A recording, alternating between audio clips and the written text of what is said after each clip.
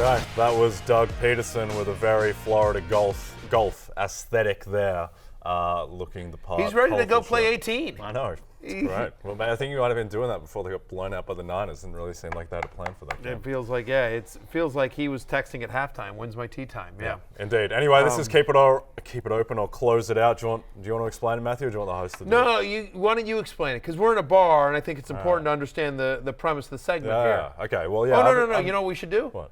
Lawrence, why don't you? You want to explain it? We're going to give you I don't want more angry tweets Lawrence from doesn't know what the P-Dubs. segment's about. He's just shown up. Yeah. I just show up, but I will show up to tell you this: keep it open or close it out. We got some players; they've been up and down. We're either going to keep the tab open on them to start them this week in fantasy, or we're going to close it out. And we would rather not start them this week. Here we go. How was that? Okay, much more concise than Matthew's. Much more concise, but the whole point is because we're in a bar, keep it open or close it. Because when you're in a bar, you're like, no, keep the tab open. Okay. I'm going to keep drinking. Or you're like, no, I got to close it out. Close it out. Jay and I are in Buffalo, and we got to get to other stuff. What I'm hoping is that some people, at least the ones watching us on screen here, I'm hoping that they could see me in the bar. But you never know, so there we go. Okay, let's start off with you, Lawrence, because you did such a good job explaining the segment. I'll start off with Trevor Lawrence. Keep it open or close it out.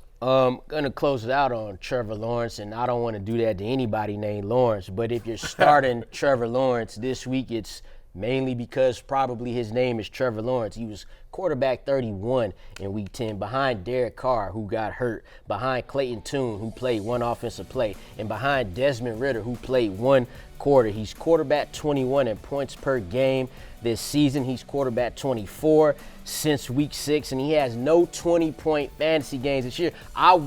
This is a good matchup. Baker Mayfield was QB 10 against was quarterback 10 against the Titans last week. But again, Baker Mayfield has 20-point games this season on his resume. So I had to close it out. He's my quarterback 20 for this week, Matthew. Yeah, honestly, I have Trevor Lawrence at 16, and you could make arguments. It's really narrow, razor thin against Baker Mayfield, who's played well. Geno Smith coming off probably his best game of the year. Russell Wilson, the Russessance continues. They're at home against Minnesota. Vikings defense doesn't really scare you. So, all right there in the range. Just to give you an idea on Trevor Lawrence, and I am with you, Lawrence. I am closing it out as well. He's had fewer than 2 total touchdowns in 7 out of 9 games this year. He's got 0 games with 20 or more fantasy points. He hasn't been the elite guy you drafted him to be. He's on pace for a career low in air yards per attempt. And here's the other concern on him, right? Under 15 fantasy points 3 of the past 4, and now he plays the Tennessee Titans. Titans are a run funnel defense. Since Week 7, they're 24th in the NFL in terms of run defense. I think this is a big Travis Etienne game. It's hard for me to think that the Titans are going to put up a ton of points on the Jacksonville Jaguars, requiring Lawrence to throw quite a bit. No Zay Jones in this game as well. Calvin Ridley has been struggling. It's really just Christian Kirk. Evan Ingram's been up and down, but honestly, it's hard for me to feel like Lawrence has a huge fantasy game here. So, I'm closing it out. He's QB 16, and when my love-hate list comes out tomorrow, there's a chance Lawrence is going to be on it. Okay. I still believe not Trevor Lawrence, not you. Trevor Lawrence. You're we never starting on my Lawrence list. Jackson this week. You're never on my hate list. Lawrence Jackson every week. I still believe in both Lawrence's Jackson and Trevor. I think that the fact that the Jags have had the 6th most drops in the NFL, how different would his season look if Calvin Ridley could just caught the ball against the Chiefs in Week 2 and they win that game? I think that Lawrence is too good and he will turn the corner, but I agree, you have to kind of see it first. I think the breakout week might be the following week against the Texans. Lawrence, Geno Smith, who was having a very up and down year before he broke out in a big way last week against his Commanders. Yeah, up and down is exactly how it's been going. It was quarterback 5 against the Commanders, but again, we've seen a lot of quarterbacks have good games against the Commanders. We expected this out of Geno Smith against the Commanders. I think we talked about that last week. Now they go on the road to the Rams again, who beat them in Week 1. Geno was quarterback 25 that week to Matthew Stafford 17. And it's just, I got him at quarterback 18 this week, so just a few notches above Trevor Lawrence, but it's more, he has more like 15-ish point games along the way. The other 20-point game he had was in Week 2 against the Detroit Lions. So because of guys like Brock Purdy, Russell Wilson, Josh Dobbs, when you got guys like that, Sam Howell, who's a top 5 fantasy quarterback now, those guys are pushing guys like Trevor Lawrence and Geno out. So for this particular week, Geno, I'm closing it out on you too. I'm with you, Lawrence. Again, you and I are on the same page here. I'm closing it out. He comes in at QB 18 for me. You saw it on the screen just earlier when we were talking up Trevor Lawrence here. Rams have allowed 1 or fewer touchdown passes in 3 of the past 4 games. Remember, this is a home game for the Rams off of the bye. They've had 2 weeks to prepare for this game. I always like defenses that are at home off of a bye, and that they've had 2 weeks to prepare for the Seahawks as well. Under 16 fantasy points in 7 of 9 games this season. I just don't see it against the Rams here. So again, QB 18, I'm closing it out on Geno Smith. He's merely a 2-quarterback league play. Yeah, the thing with Geno is that so the first 5 weeks of last season, he was playing at like an MVP level where he came out of nowhere and established himself as the comeback player of the year. Ever since that point, it's not just this year, it's the back end of last year as well. He's just been inconsistent. It's just these games like the Baltimore game, which is just a complete disaster. He's 21st in the league among quarterbacks in EPA per play. Just hasn't really been happening unless he's going up against a bad defense. And I think I agree with the Rams. We're saying all this about Geno and Trevor Lawrence. Those will be the top 2 quarterbacks in fantasy this week. Yeah, you wait for it. Okay. That's happening. Matthew, staying with that game, Puka Nacua, who looks like he'll have Matthew Stafford back at quarterback. I assume we're keeping it open on Puka. Yeah, obviously we're going to keep it open. I get it. It has not been great. Single-digit fantasy points in 3 of the past 4 games. It's been somewhat inconsistent. But even when he's been scoring these single-digit fantasy point games, it's not because he's not getting looks. He is getting looks. He's got a 32% target share over the last 4 games, even though it hasn't totally paid off. You know, we talked about that. Like he had I forget the game they were, but like he almost had that touchdown. He dropped it in the end zone. Obviously, you saw some Brett Rippon as well. Stafford got hurt during that stretch. Stafford back healthy, and of course, Carson Wentz is there because in case anything happens to Mr. Stafford. Think about this Week 1 game against these same Seahawks. He had a 40% target share. He averaged almost 22 fantasy points in that game. Now, no Cooper Kupp in Week 1, but still, Nacua getting too much targets, too talented. I'm keeping it open. I'm as a top 20 play this week. Wide receiver 41 since week 6. Remember that start? Yeah, it was great. It was crazy. I actually have him at wide receiver 16 this week. Despite you like him more than I do. Yeah, despite the fact that he has 1 game over 8 PPR points since week 6. But you mentioned the 32% target share. For the folks that don't know percentages, that's 8.8 targets per game. Also, since Cooper Kupp came in here, Seattle's defense has allowed a touchdown to a receiver in 3 of their past 4 games. They didn't allow any to Washington. That's because they running backs was getting busy on them. But that won't be the case for the Rams. Their receivers are going to get back on track. So it doesn't really matter if Matthew Stafford could have 2 touchdowns and 2 interceptions and throw for 287 yards. That's going to be Puka Nacua and Cooper Kupp. So we're keeping it open on him. Yep, and the Seahawks in that game are 1-point favorites in LA. I'm not sure I agree with the Seahawks. I thought it was It's the been Rams. flipping back and forth. But I think if Stafford plays, I think the Rams should be favored with the extra week, having more preparation time. Matthew, DeAndre Hopkins, weird few weeks for him. He obviously goes off against the Falcons with those 3 touchdowns from Will Levis. Has a good start to the Steelers game before they start shadowing him with Joey Porter Jr. and then struggles last week against Tampa Bay. Yeah, I mean, I am reluctantly keeping it open. DeAndre Hopkins is one of my favorite players in the NFL. Absolutely love Hop. But the fact is that, even with Will Levis, and you referenced the big game that he had with him, but even with Levis under center, he's had under a 25% target share in 2 of the 3 games where Levis has started. Here's the positive, though. Since he was named the starter, Will Levis, Hopkins has a 20 yards or more average depth of target. Like, they're taking deep shots in 2 of the 3 games. He's had 13 deep targets in 3 games. Compare that with the 16 targets he had in the first 6 games.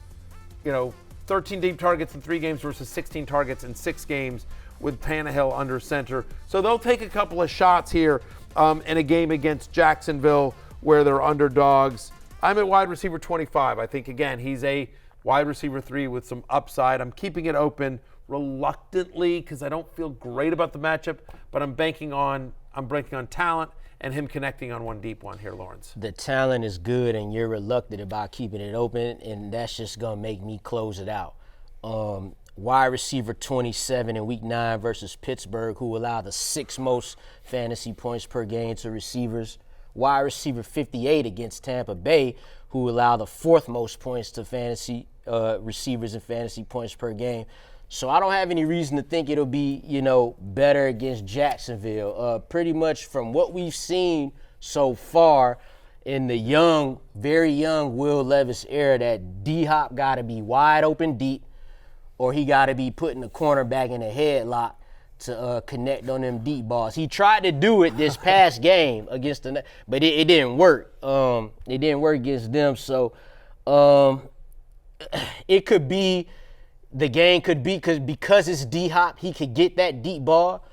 Over the past 2 weeks, though, I don't feel like sweating that out, so I'm closing it out on D-Hop. My bad, dog. Over-under is 39.5. You heard us just talk up Trevor Lawrence. Neither of us think he lights up the Titans, so you could see this being kind of a low-scoring game, a run-heavy game on both sides of the ball as well. So, again, I feel like, where do you have him ranked? Where do you have Hopkins ranked? 37 this week. Oh, wow.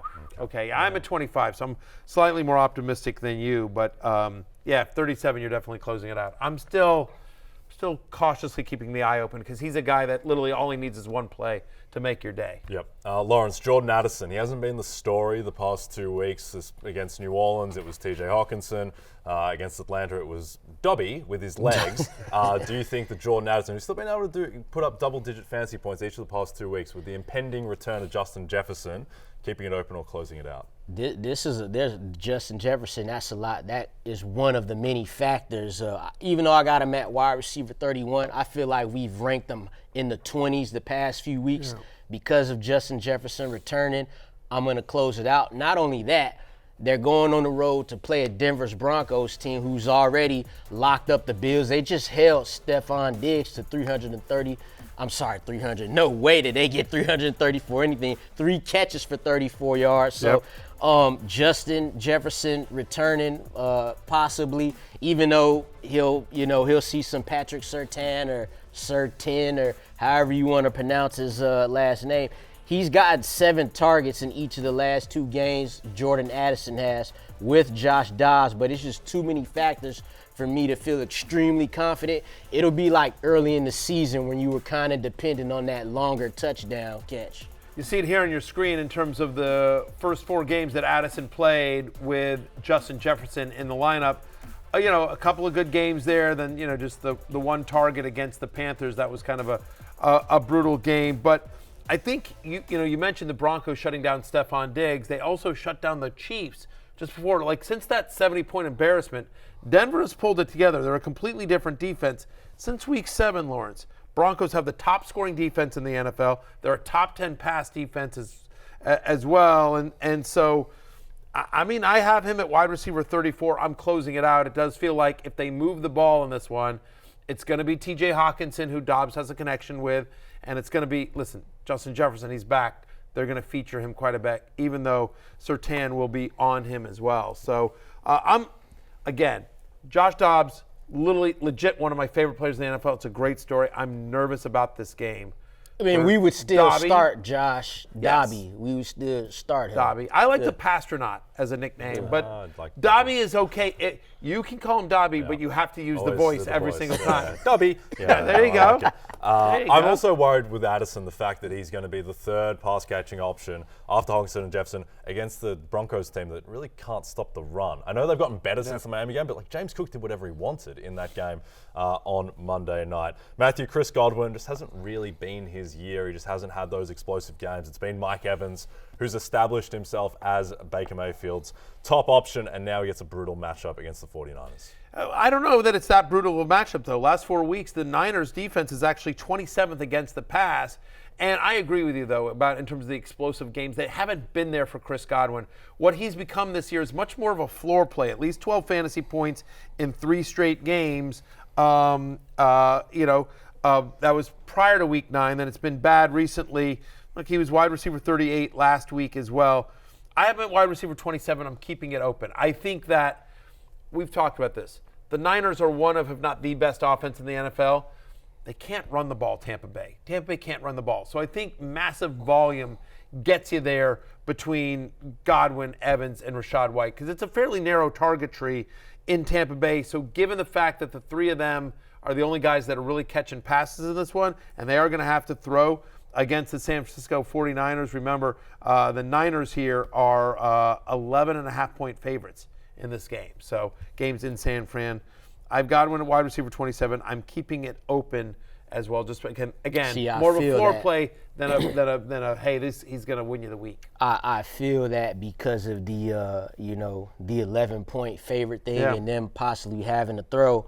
I got him at wide receiver 35, and not so much as the 3.5 receptions and 40 yards per game over the last 3 games that scared me. It's the 49ers defense off of this bye and what they just did to Trevor Lawrence. Before the bye in those 3 games, they were, if you catch me, right after those 3 games, I'm like, maybe Chris Godwin to give you maybe even a top 15 week, but just overall for Chris Godwin's season, I'll say this real quick. He misses Tom Brady. This was a top 10 receiver in fantasy with Tom Brady. Another thing, so the Jaguars were blowing them out, Matthew. The Niners were blowing out the Jaguars, and Christian Kirk ended up getting 104 yards receiving.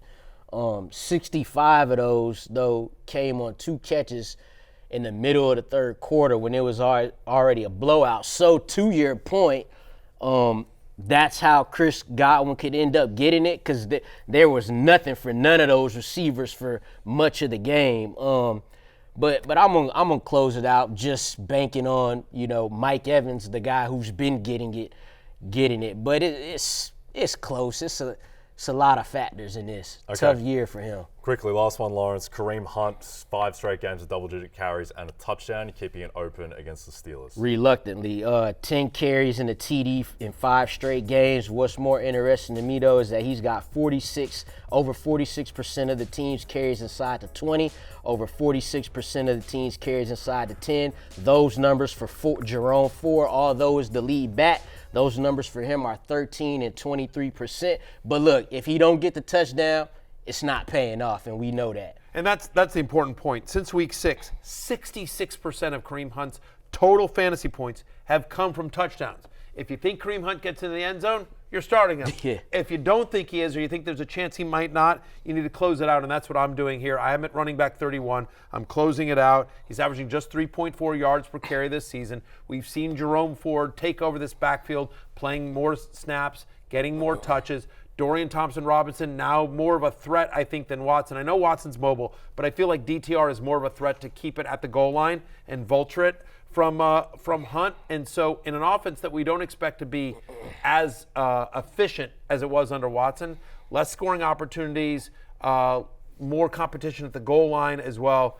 He's my running back 31. I'm closing it out on Kareem Hunt. Okay, let's take a look, Matthew, at your rankings on Sure. these keep it open or close it out candidates. Trevor Lawrence, QB 16, very much on the borderline, but a closed candidate. Geno Smith, likewise, he's QB 18 against the Rams. Puka Nacua, a start at keep it open at wide receiver 19. DeAndre Hopkins, more divisive, wide receiver 25. Jordan Addison closing it out, wide receiver 34, and then Kareem Hunt, touchdown dependent against the Steelers, RB 31, and a closed candidate needs to get in the end zone. All right, we're hitting our last break. When we come back, it is last call. Find out which sides and totals we've circled ahead of this weekend.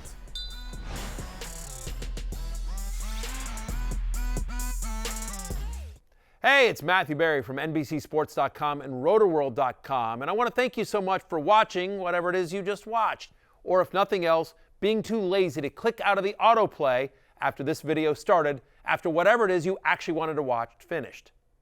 But now that you're here, I'd like to take a moment here to ask you respectfully now, okay? I'm asking you respectfully to subscribe to the NFL on NBC YouTube channel.